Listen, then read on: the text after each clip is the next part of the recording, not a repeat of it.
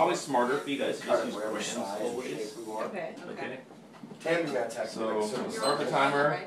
I'm going to give it, I have 22 grams of coffee, so I'm going to give it about 40. Okay. Assuming we're in the space bin. Yeah, assuming. I went Lots of over, but assumptions here. that's like 54 grams of water. It's a little bit more than I probably want to, which is why it's dripping through. Would you say you want 40? Pretty much a little bit more than double the weight of the coffee is your rule of thumb. That's how much the coffee can hold without, maybe if you put more, then it's going to drip through. So I'm not just looking for time, I'm looking for the coffee to stop sort of like bubbling. Because that's the whole point of doing this. It's not just about the time. So that's it. As you can see, I'm kind of trying to like stay circular just for the hell of it. And on this, to try to maintain this brew speed, I'm not going much above this. So for the first minute and a half, it's like grounds are still floating, it's still degassing a little bit. It's still relatively dynamic what's going on. But once I get to about this point, like minute and a half, you'll see that the grounds pretty much are all sunk. You can't see it because of the foam, because this coffee is very fresh. But at this point, most of the coffee's sort of been tumbled down to where it's laying at the bottom of the ocean, so to speak. And each time I do this, I'm just sort of replacing, trying to do gentle, get it quick, over with.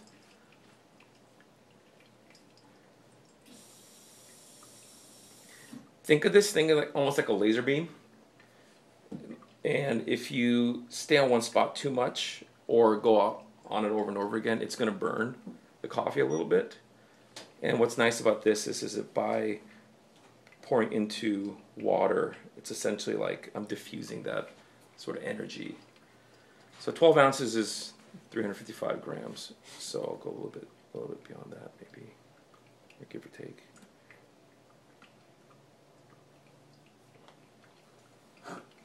That's it.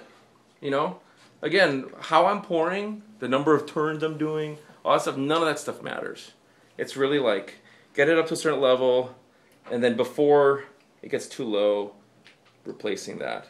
So I could feasibly be making 3 of these, doing that, and the next one, the next one, the next one, the next one, they come back. 3 or 4 seconds worth of pouring Yeah. every 15 seconds or something. Right. You want to see, so And so, it would be problematic to try to do 4 or 5 at once.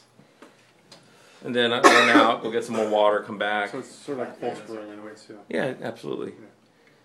Pulse brewing is really, again, like that's the concept behind pulse brewing is sort of, again, kind of making up for limitations in the brew. It's not the answer per se, like, so the perfect brewer would be where I could magically teleport the water onto All at it. once? No, just like slowly onto it.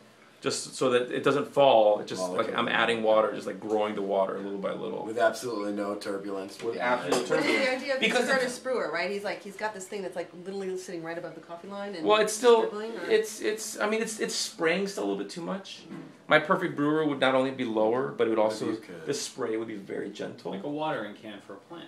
Kind Well, of. that's what I was saying Right. earlier. Even But he less was than saying just it's the fact losing that too it much falls. heat in that, all those droplets And exposed I'm to all at that air. 360 grams, about 340-ish time-wise, and that's it.